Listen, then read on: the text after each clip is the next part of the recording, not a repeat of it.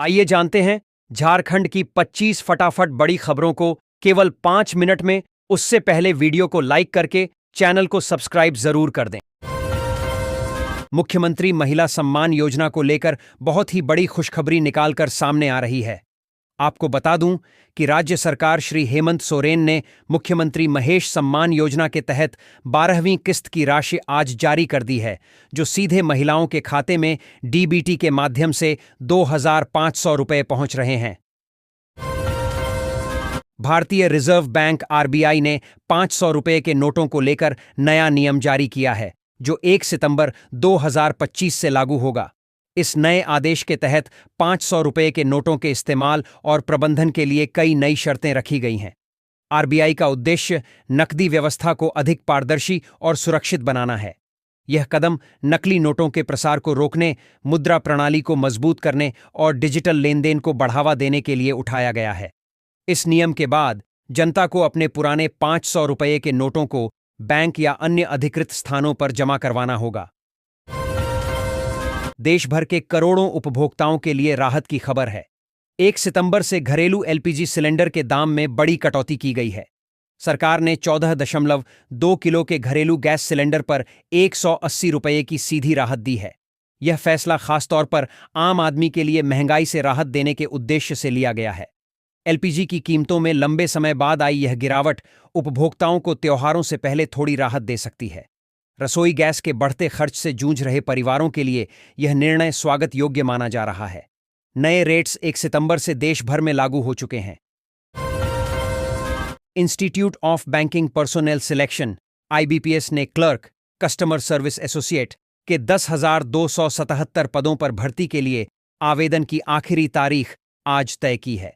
इससे पहले इस भर्ती के लिए 21 अगस्त तक आवेदन स्वीकार किए गए थे, जिसे बढ़ाकर 28 अगस्त कर दिया गया।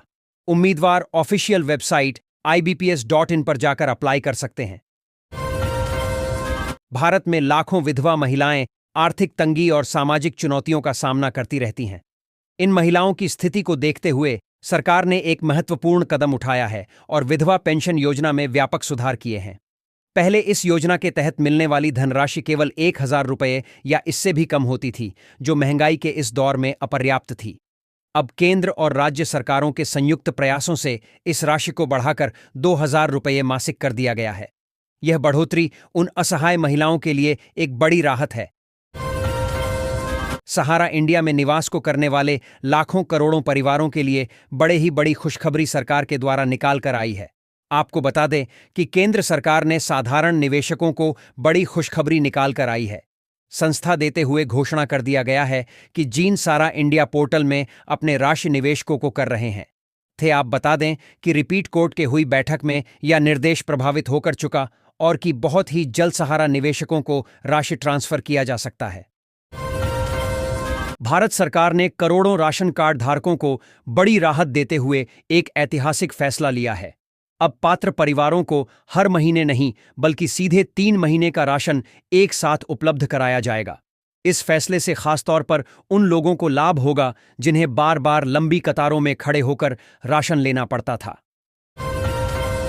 भारत सरकार द्वारा असंगठित क्षेत्र में कार्य करने वाले मजदूरों के लिए बहुत ही बड़ी सौगात देने के लिए एक नई योजना श्रम कार्ड भत्ता योजना की शुरुआत कर दी है, जिसके तहत अब संगठित क्षेत्र में कार्य करने वाले मजदूरों को हर मेहनत सरकार 1,000 रुपये आर्थिक भत्ता प्रदान करेगी।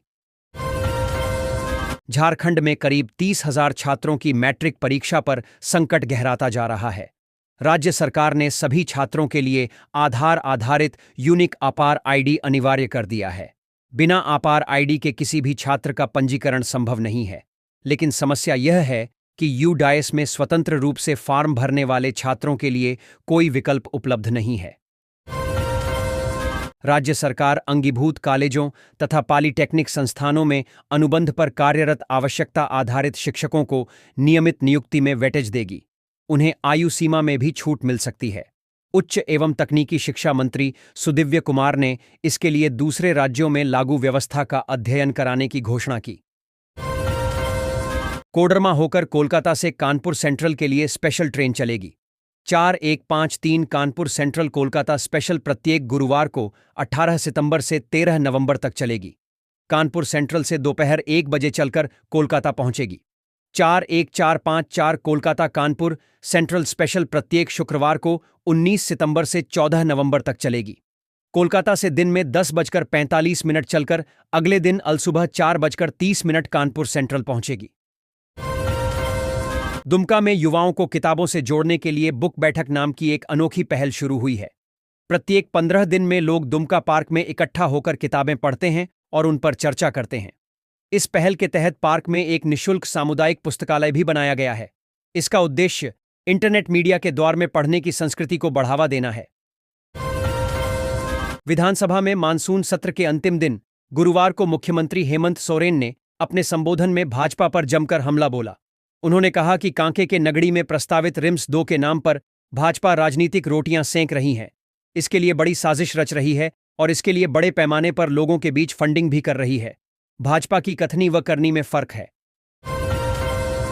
उच्च एवं तकनीकी शिक्षा मंत्री सुदिव्य कुमार ने कहा है कि विश्वविद्यालयों और कॉलेजों में छात्र संघ का चुनाव वोटिंग से ही होगा।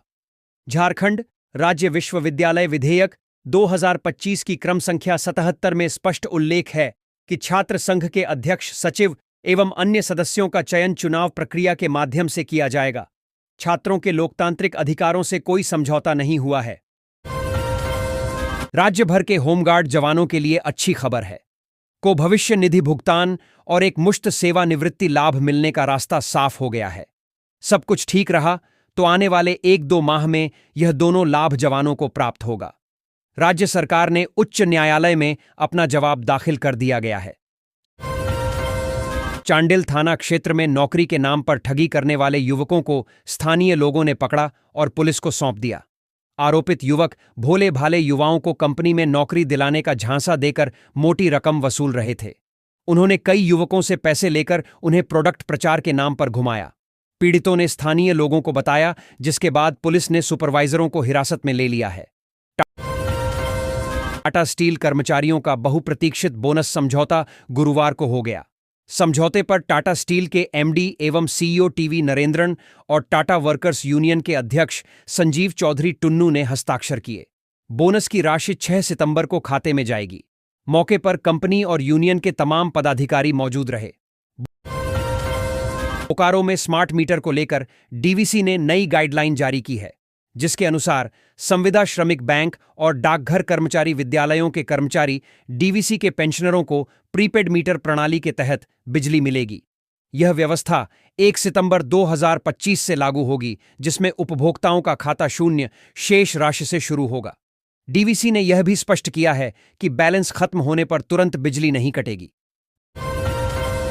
सांसद निशिकांत दुबे ने बाबा बैद्यनाथ मंदिर कॉरिडोर के लिए हाईकोर्ट में जनहित याचिका दायर की है। उन्होंने कोर्ट की निगरानी में काम कराने, मंदिर के मूल स्वरूप को सुरक्षित रखने, लखराज जमीन मालिकों को मुआवजा और मालिकाना हक देने तथा स्थानीय लोगों को बिना कतार के दर्शन की सुविधा देने की मांग की है। बड़ा सवाल, क्या बाबा बैद्यनाथ का विकास अब कोर्ट की निगरानी में होगा? देवघर एम्स में आयुर्वेद और होम्योपैथी ओपीडी सेवा की शुरुआत हो रही है। कार्यकारी निदेशक डॉ. सौरभ वार्ष्णेय इसका उद्घाटन करेंगे। यह कदम रोगियों को पारंपरिक चिकित्सा पद्धतियों से स्वास्थ्य सेवाएं प्रदान करने के लिए उठाया गया है। आयुष चिकित्सा प्रणाली के तहत रोगियों को संपूर्ण और वैकल्पिक उपचार मिलेगा। चक्रधरपुर रेल मंडल में 30 अगस्त से 4 अक्टूबर तक ट्रैक मरम्मत के कारण 4 ट्रेनें रद्द रहेंगी। इनमें सारंडा मेमू भी शामिल है। कुछ ट्रेनों का मार्ग बदला गया है, जबकि कुछ को शॉर्ट टर्मिनेशन ओरिजिनेशन कर चलाया जाएगा। यात्रियों को इस वजह से परेशानी का सामना करना पड़ेगा। दक्षिण पूर्व रेलवे ने इस बारे में सूचना जारी की है।